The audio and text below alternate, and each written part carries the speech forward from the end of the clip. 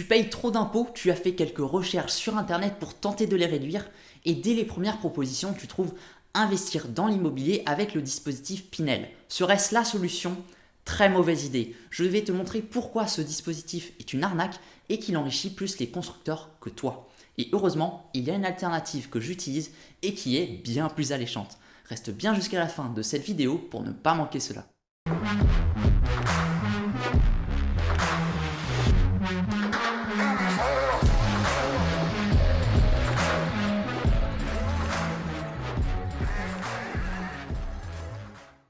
Salut à toi, je m'appelle Anthony Aurin, je suis investisseur dans l'immobilier et j'accompagne des personnes à faire de même. Regardons dans un premier temps en quoi le dispositif Pinel attire certaines personnes. Concrètement, quelles sont les promesses? Premièrement, une réduction d'impôt importante. Plus tu détiens le bien longtemps, plus la réduction d'impôt est intéressante. Si tu le conserves 6 ans, tu as le droit à 12% de réduction. Pour 12 ans, c'est 21%. Deuxièmement, un investissement sans apport possible. Investir dans l'immobilier, c'est la possibilité de pouvoir emprunter sans apport initial, ce que l'on ne peut pas faire pour investir sur les marchés financiers comme la bourse ou la crypto. 3. La constitution d'un patrimoine. On le sait, la pierre est un placement financier intéressant à long terme et pouvant être transmis à ses successeurs. 4. La possibilité de louer à sa famille. Les parents peuvent louer à leurs enfants tout en bénéficiant des avantages fiscaux du dispositif, à condition que le locataire ne fasse pas partie du foyer fiscal. Et enfin, 5. Préparer sa retraite. À l'expiration de la période légale de location du logement, le propriétaire dispose de son bien comme il le souhaite. Le louer et continuer de toucher des revenus supplémentaires, le vendre ou l'occuper en tant que résidence principale. Ça ne paraît pas si mal que ça finalement. Qu'est-ce qui se cache donc derrière tout ça? Premièrement, l'indisponibilité. En fonction de la réduction d'impôt que tu souhaites, tu t'engages à louer le bien pendant 6, 9 ou 12 ans et donc tu ne disposes pas du bien comme tu le souhaites.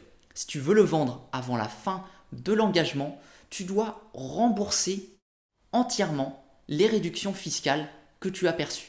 2. Une rentabilité ridicule. La loi Pinel impose un encadrement des loyers, ce qui est un avantage pour les locataires, un cauchemar pour les propriétaires. En moyenne, les loyers seront 20% inférieurs à la moyenne du marché. Alors ne t'attends pas à avoir une bonne rentabilité avec ça. 3. Un risque de moins-value. Le bien a été acheté trop cher et tout le monde vend au même moment. C'est-à-dire dès la fin de la période de 6, 9 ou 12 ans, procurant la réduction d'impôt. Résultat, avec toutes ces ventes, il y a plus d'offres que de demandes, donc le prix de vente diminue. 4. Tu peux dire adieu à l'endettement. Tous les mois, il faut sortir de l'argent de sa poche pour payer les mensualités bancaires que le loyer ne compense pas. Donc le cash flow est négatif et on peut oublier le réinvestissement rapide dans un nouveau projet. Finalement, le Pinel c'est préféré perdre un peu moins alors que tu pourrais gagner beaucoup plus. Alors, quelle alternative j'ai trouvé pour me rapporter beaucoup plus d'argent? Tu dois le savoir si tu as vu cette vidéo, j'ai acheté un immeuble de 2 appartements à 25 000 € et avec 90 000 € de travaux de rénovation à effectuer. Et ce sont ces travaux qui vont me permettre de réduire drastiquement mes impôts. Je t'explique pourquoi.